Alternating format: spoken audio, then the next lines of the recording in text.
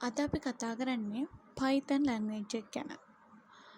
O level වල වගේම A level වලත් ICT subject එක තුල තියෙන එක පාඩමක් තමයි Python කියන්නේ. මේක අනිවාර්යයෙන්ම O level වල අන්තිම paper එකටත් A level වල අන්තිම paper එකටත් තියෙනවා. first paper එකේ වගේම second paper එකෙත් මේ Python ප්‍රශ්නයක් තියෙනවා. මේ Python කියන ලැන්ග්වේජ් එක කට්ටිය අමාරුයි කියනවා. හැබැයි Python වල බේසික් ටික ඉගෙන ගන්නවා කියන්නේ Python කියන්නේ ලේසි ලැන්ග්වේජ් එකක්. අද අපි කතා කරන්න බලාපොරොත්තු වෙන්නේ මේ කියන Python වල බේසික්ම ටික.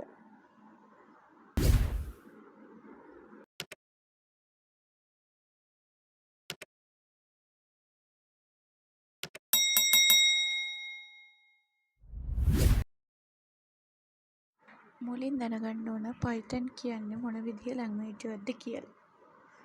Python කියන්නේ high level language එකක්. ඒ කියන්නේ උසස් මට්ටමේ භාෂාවක්. මේක ඉන්ටර්ප්‍රිටඩ් ලැන්ග්වේජ් එකක් විදිහටත් අපි හඳුන්වනවා. Python වල තියෙන මේන්ම ෆන්ක්ෂන් එක තමයි print ෆන්ක්ෂන් එක. මේ print කියන ෆන්ක්ෂන් එක අනිවාර්යයෙන්ම Python ප්‍රෝග්‍රෑම් එකේ අපිට අවුට්පුට් එකක් ගන්න ඕන නම් අපි දාන්න ඕන කීවර්ඩ් එක තමයි print කියලා කියන්නේ. දැන් ඔයාලට මේ ස්ක්‍රීන් එකේ පේන print බ්‍රැකට් ඇතුලේ ඩබල් කෝටේෂන් ඇතුලේ තියෙන hello world කියන එක මම IDEL software එකේ කෝඩ් කරපුවම ඒකේ අවුට්පුට් එක දෙනවා hello world කියලා. ඒ වගේ අපිට මොකක් හරි ප්‍රෝග්‍රෑම් එකේ යම් දෙයක අවුට්පුට් එක ගන්න ඕන නම් අපි යූස් කරන්නේ print කියන කීවර්ඩ් එක. ඔයාලා මේ print ෆන්ක්ෂන් එකත් එක්ක ඩබල් කෝටේෂන් ඇතුලේ ටයිප් කරොත් යම්කිසි ඉලක්කමක් එන්නේ ඒ ඉලක්කමත් ඒ විදිහටම අවුට්පුට් එකෙත් print වෙනවා. ඒ වගේම මේ print කියන ෆන්ක්ෂන් එක ඇතුලේ අපි ඩබල් කෝටේෂන් ඇතුලේ යම්කිසි වචනයක් ටයිප් කරනවා නම් අපි ඒකට කියන ස්ට්‍රින්ග් එකක් කියලා.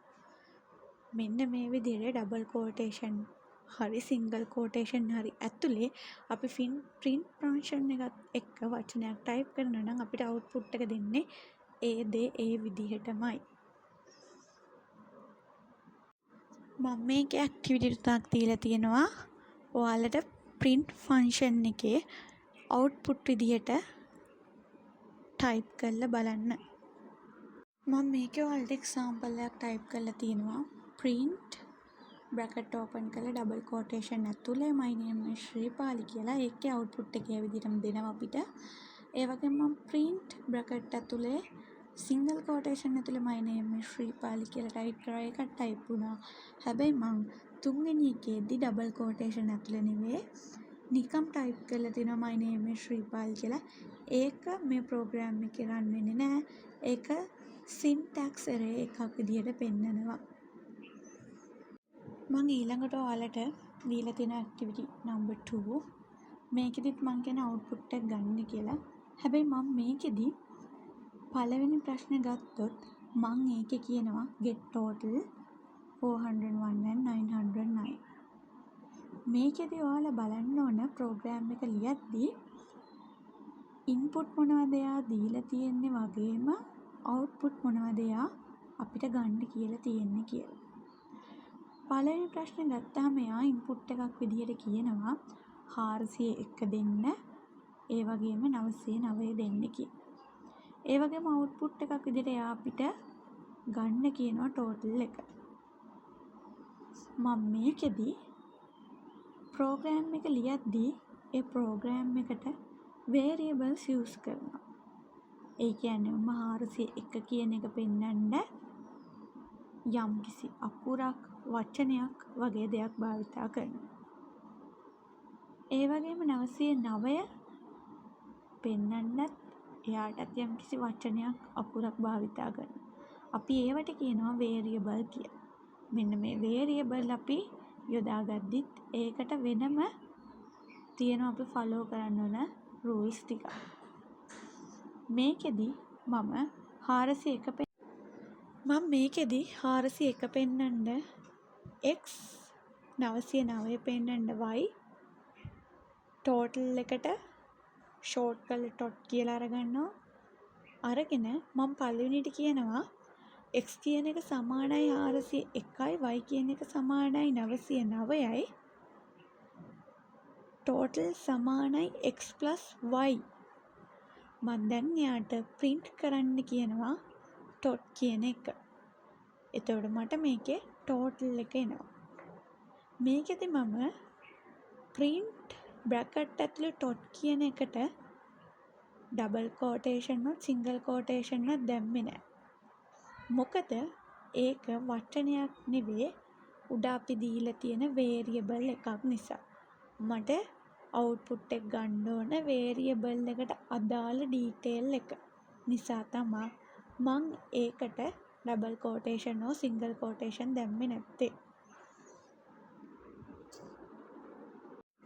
ඒ වගේ ඔයාලා අනිත් එක්සාම්පල් එකත් අනිත් ඇක්ටිවිටි එකත් ටයිප් කරලා බලන්න. ඔයාලට ඒකට වේරියබල් නේම් දාලා ඉන්පුට් ටික අඳුනගෙන අවුට්පුට් හොයාගන්න පුළුවන්ද කියලා. මේ තමයි Python program එකේ බේසික්ම ටික. ඔයාලට දෙන ප්‍රශ්නේ ඉන්පුට් ටිකයි අවුට්පුට් ටිකයි ඔයා හඳුනගන්න ඕන. හඳුනගෙන ඔයාලට පහසු වේරියබල් එකක් දෙන්න ඕන.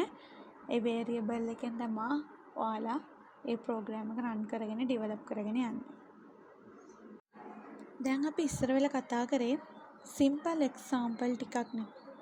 ওই විදිහම තමයි අපිට එන ප්‍රශ්නෙත් පොඩ්ඩක් වෙනස් කරලා එනවා. පොඩ්ඩක් වැඩිපුර දාලා එනවා.